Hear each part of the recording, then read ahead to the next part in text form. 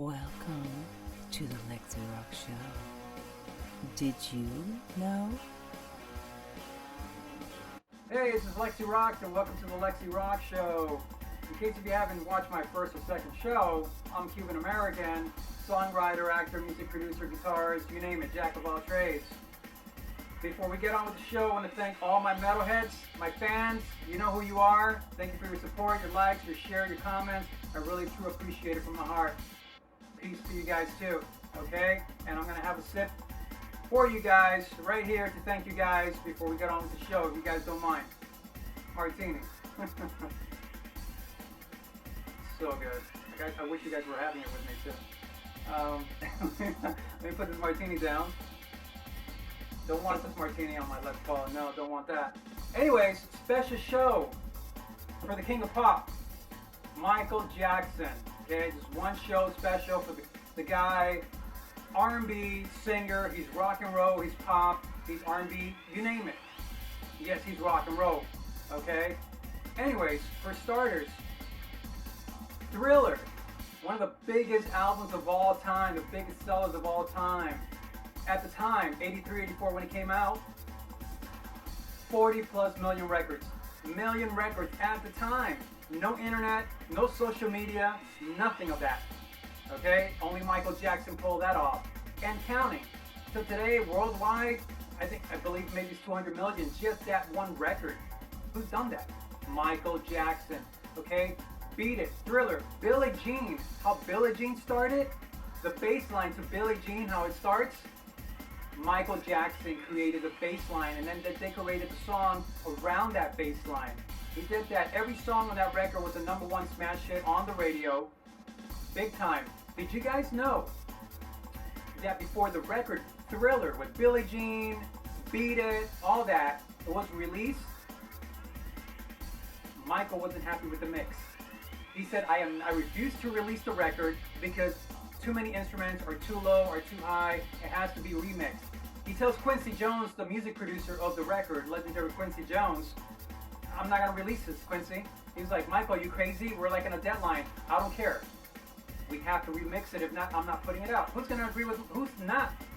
Who's gonna disagree with Michael Jackson? That's what I'm trying to say. No one. Michael Jackson, really? So Quincy's like, all right, whatever you want. So he goes back, they remix the entire album, and then send it to mastering before it gets on the radio. And it's perfect. Everything has to be perfect. So if you hear every song on that record, every instrument, every detail, it's perfect, perfection. So on that record, aside from Billie Jean, Beat It, hit, major hit.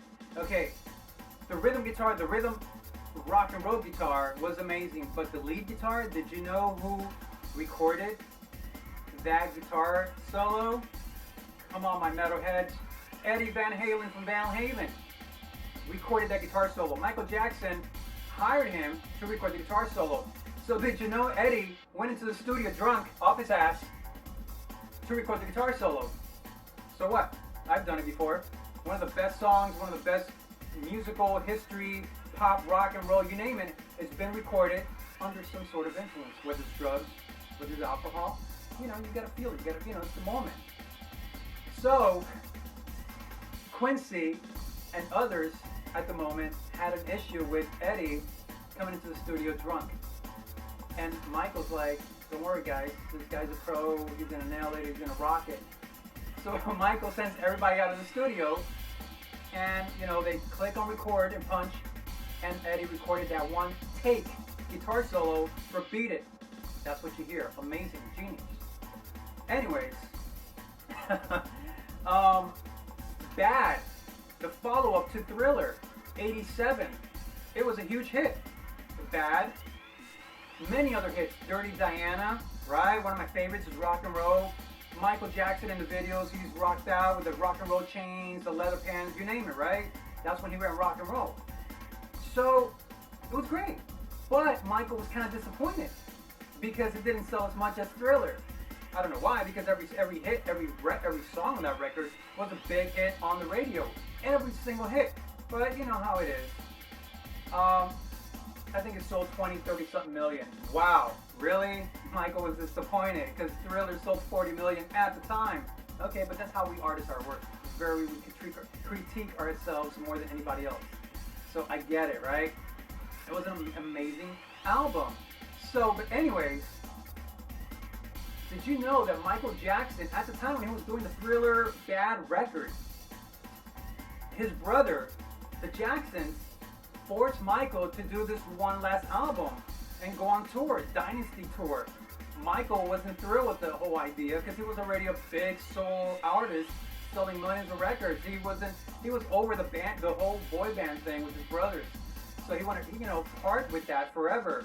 So he did it to please his brothers and his father, Joe. Really? Okay, yeah. Also, did you know that Michael didn't want to film the Pepsi commercial back in the 80s? Again, he did it to please his brothers, to please his dad. And what happened? He burned his skull, his hair, the whole 9 yards. Pretty messed up, right? So, anyways, he kept on. He's a soldier. He kept on. He didn't let that get to him. He went on and still became Michael Jackson after all that, So that was terrible, but he kept on and I mean, he's just, to do that, many people would have said, I'm done with the industry, but he kept on. For the fans, for himself, to just keep doing what he loves doing.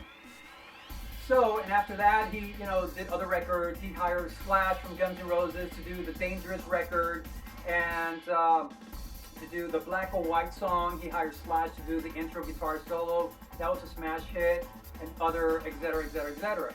songs. But did you guys know that I believe 2002, 2001, Michael releases Invisible on Sony Records. Major flop. It sold a couple of millions of records, but major flop. Why? He blames Tommy Mottola, the executive at the time, okay? And I agree with Michael Jackson for not pushing the album. Michael Jackson accuses Tommy Mottola as a racist because he didn't push that album. You barely heard that album on the record. Exactly. I did because I'm a music fan and, I hear everything. And it was 1 or 2 songs, okay, whatever. But that one song that they could have pushed, never did. And Michael blamed Tommy Mottola and Sony Records for that. Of course, Tommy Mottola denies the whole thing, but, what are you going to do, right? Exactly. Shit hits the fan, right? Whatever. The same year, Michael Jackson, I recall watching this, it was awesome. Michael Jackson on stage, Madison Square Garden, to celebrate his 30-year anniversary with a bunch of his friends, celebrities, on stage, Slash, Usher, Britney Spears, NSYNC, Mark Anthony, you name it. Whitney Houston, rest in peace. Whitney Houston. You name it, celebrities all around the world on the side watching him, his close friends in the business, okay? And it was amazing. It was freaking amazing. And his brothers joined him, the Jackson 5, to do a couple of tracks from the Jackson albums back in the day. And the whole dance and it was awesome, fantastic. I loved it. You guys check it out. 2001, 2002, 30th anniversary of Michael Jackson. Madison Square Garden, sold out. It was great. It was great. All right, guys, we're wrapping up the show. Rest in peace, the man Michael Jackson, rock, pop, R&B. He's done it all, the dance, the music, the songs, the lyrics, as a person, as a human being, what he fought for, you name it. He will always be the king of pop, nobody else but him. Rest in peace, Michael Jackson, we love you.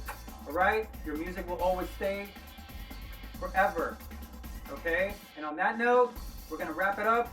Okay, let me grab a martini, you guys. And I want to say thank you for all my fans, for the support, for the likes, for the comments, for your love. I really appreciate it from my heart. You guys fucking rock. And this is for you guys. Peace. Stay tuned for next time. You never know who you'll find out.